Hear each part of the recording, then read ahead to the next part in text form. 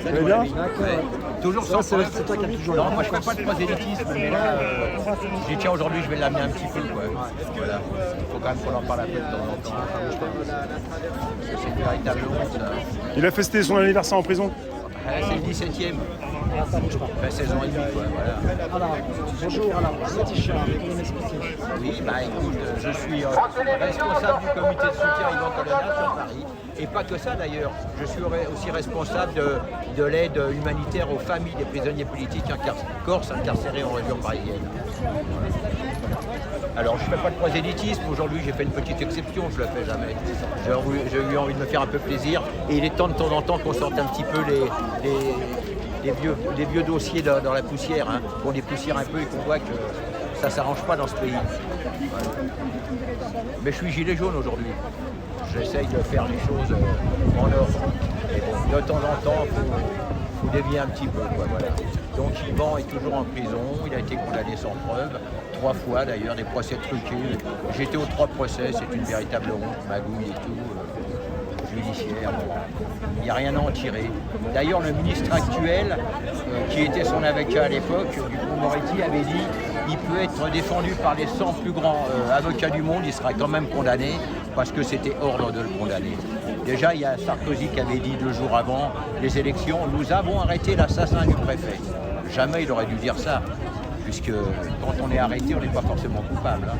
D'ailleurs, en plus, le coupable a revendiqué son acte. Hein. D'ailleurs, le coupable en question, je vais le voir samedi au parloir, à la centrale de Poissy. Donc voilà, c'est pas du tout Yvan le coupable.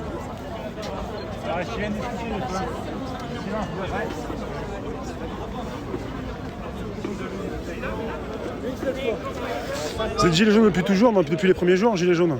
Oui, depuis le premier jour, moi depuis le 17 novembre 68, j'ai fait mes 68, alors ça me revient. Non, depuis le 17 novembre 2018, à 10h du matin, je suis parti de chez moi.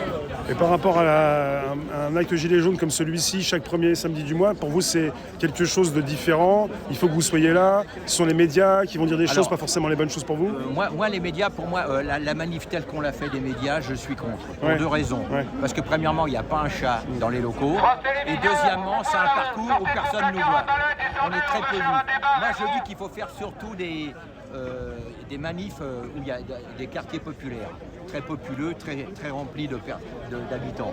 Par contre, on peut faire un truc sur les médias, mais plus par Facebook et autres. Là, ça sert à rien, il n'y a personne, on peut regarder aux fenêtres. Hein. Ils s'en foutent royalement. Hein. Et en plus, après, on va faire un parcours où personne ne va nous voir. C'est dommage. Alors, je viens quand même, mais je dis que c'est dommage. On n'est pas vu, on n'est pas vu. Voilà. Là, vous défendez un petit peu M. Colonna. Lui, il a la télévision, il peut voir un petit peu ce qui se passe à l'extérieur. Oui, il l'a, bien sûr. Ils l'ont maintenant en payant, ils l'ont. Hein. Mais c'est la Parce télé. que vous ne croyez pas que c'est gratuit. Hein, bien sûr. Hein. Mais c'est la télé, c'est pas les réseaux sociaux. Donc, non, mais il ne l'aura pas. Il ne verra pas. Bien sûr. Moi, je lui ai écrit cette semaine, mais je lui aurais écrit à la semaine. Ouais, pour ça, il y a une différence. Là, c'est la télé qui peut peut-être avoir, mais pas les réseaux, pas Internet, pas. Ils n'ont rien du tout. Non, ils ne peuvent pas. Alors, ils ont droit à un ordinateur, mais ils ne peuvent pas avoir Internet. Ils ne peuvent pas sortir. C'est contrôlé. Ouais. Voilà, il est très contrôlé. Mais surtout des gens comme lui. Hein.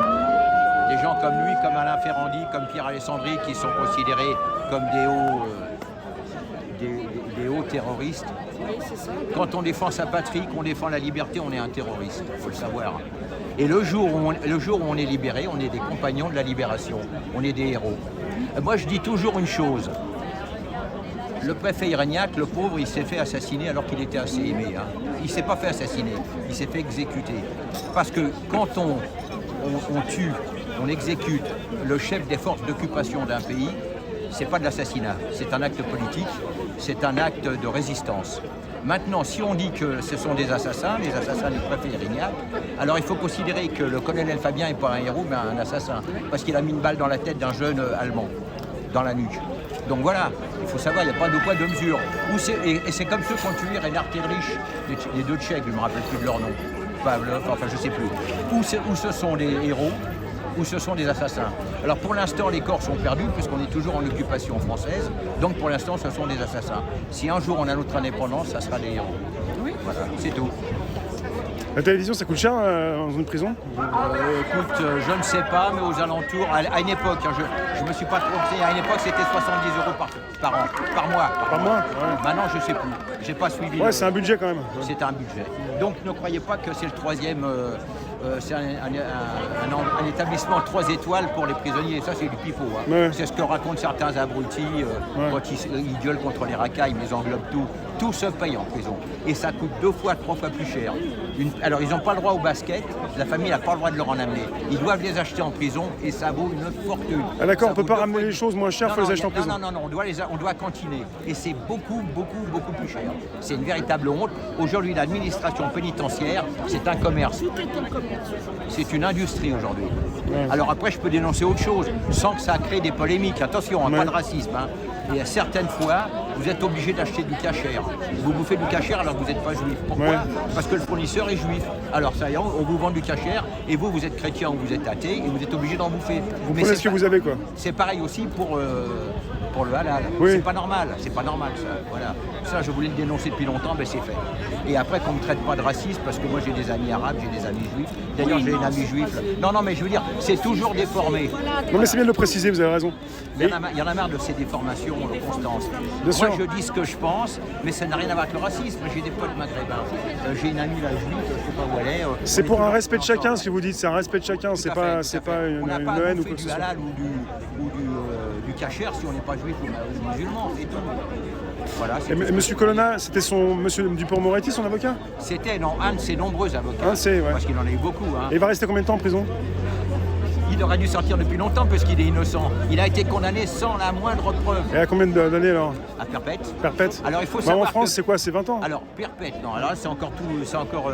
Il y a 2 poids 2 mesures. Perpète pour un voyou. Là, je dis un voyou, une racaille, un assassin, un pourri, tout ce qu'on veut. Perpète, c'est même pas 18 ans, il sera grand partant. D'accord. Mais quand c'est un Corse ou un Basque, parce que je soutiens aussi les Basques, prisonniers politiques qui se sont attaqués à l'État, ça peut aller jusqu'à 25 et 30 ans. Ça peut... Là, le responsable du commando Erignac, Alain Ferrandi, qui est un ami, et Pierre Alessandri, qui revendique l'exécution, eux, ils sont déjà à 22 ans et demi. Ils auraient dû sortir au bout de 18 ans. Ils ont fait plusieurs demandes et ils sont toujours... Il n'y a pas de remise de peine pour ces personnes alors? Automatique? Non, c'est des Corses. Être Corse, c'est déjà, il faut le savoir... C'est un casier déjà? Oui, c'est déjà être un délinquant. Quand on est Corse, on est un délinquant. Tout simplement.